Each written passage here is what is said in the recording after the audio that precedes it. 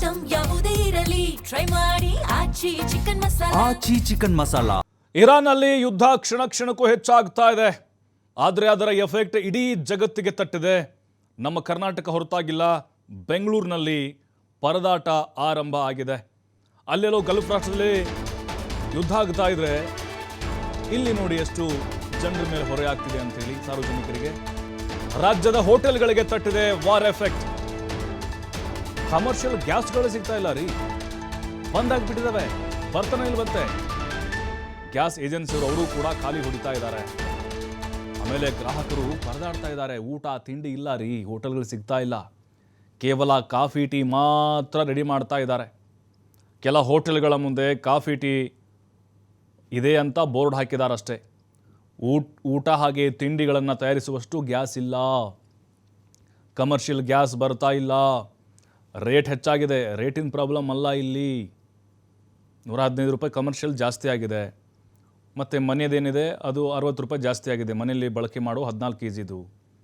ಈಗ ಹೋಟೆಲ್ ಉದ್ಯಮಗಳೇನಿದ್ದಾವೆ ಅವರು ಒಂದೊಂದು 2 ಗ್ಯಾಸನ್ನು ಯೂಸ್ ಮಾಡಲ್ಲ. ಈಗ ನಾವು ಹಿಂಗೆ ಮನೇಲಿ ಯೂಸ್ ಮಾಡ್ತೀವಿ, 3 ತಿಂಗಳಾಗುತ್ತೆ, 2 ತಿಂಗಳಾಗುತ್ತೆ ಒಂದು ಫ್ಯಾಮ್ಲಿಗೆ.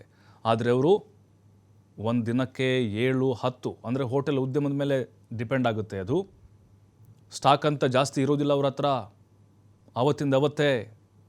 ಆದರೆ ಈಗ ಗ್ಯಾಸ್ಗಳು ನಮ್ಮಲ್ಲಿ ಸ್ಟಾಕ್ ಇಲ್ಲ. ಇರೋದೆಲ್ಲವೂ ಕೂಡ ಖಾಲಿಯಾಗುವ ಹಂತಕ್ಕೆ ಬಂದಿದೆ.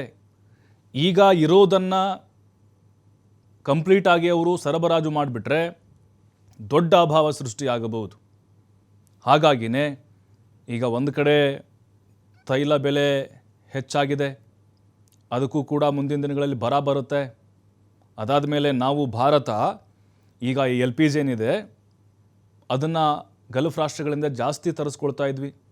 ನೋಡಿ ಹೋಟ್ಲಲ್ಲಿ ಬೋರ್ಡ್ ಹಾಕಿರ್ತಾರೆ ಎಲ್ಲ ಕಡೆಗಳಲ್ಲಿ ಬಹುತೇಕವಾಗಿ only coffee tea available, not ಊಟ ನಾಟ್ ತಿಂಡಿ ಎಲ್ಲ ಕಡೆ. ಎಂಥ ಪರಿಸ್ಥಿತಿ ಬಂದ್ಬಿಡ್ತಲ್ವ ಇದು. ಯಾರೂ ಕೂಡ ನಿರೀಕ್ಷೆ ಮಾಡಿರಲಿಲ್ಲ. ಅಯ್ಯೋ ನಾವು ಭಾರತೀಯರು, ನಾವು ಸೇಫ್ ಆಗಿದ್ದೀವಿ, ನಮಗಿಲ್ಲಿ ಯಾವುದೇ ಬಾಂಬ್ ಬೀಳಲ್ಲ, ನಮಗೆ ಮಿಸೈಲ್ ಬೀಳಲ್ಲ ಅಂತೇಳಿ. ಆದರೆ ಈ ಆರ್ಥಿಕವಾಗಿ ವ್ಯವಸ್ಥೆಗೆ ಪೆಟ್ಟು ಬಿದ್ದಿದೆಯಲ್ವಾ, ದೊಡ್ಡ ಮಟ್ಟದ ಹೊಡೆತ ಆಯಿತು. ರಷ್ಯಾ ಉಕ್ರೇನ್ ವಾರ ಆದಾಗ ಇಂಥ ಎಫೆಕ್ಟ್ ನಾವು ಕಂಡಿರಲಿಲ್ಲ. ಕೆಲವೊಂದಿಷ್ಟು ಬೆಲೆಗಳಲ್ಲಿ ಏರಿಕೆ ಆಯಿತು. ಈಗ ನೋಡಿ ಸೌದಿ ಎಣ್ಣೆ ಬಳಸಬೇಕಾದಂಥ ಗತಿ ಬಂದಿದೆ. ಈಗ ಮತ್ತು ಹಳೇ ಕಾಲಕ್ಕೆ ಹೋಗಬೇಕೀಗ. ಸೌದಿಯಲ್ಲಿ ಅಡುಗೆ ಮಾಡುವಂಥ ಆ ಪದ್ಧತಿಗಳು ಮತ್ತೆ ಮುಂದುವರಿಬಹುದು.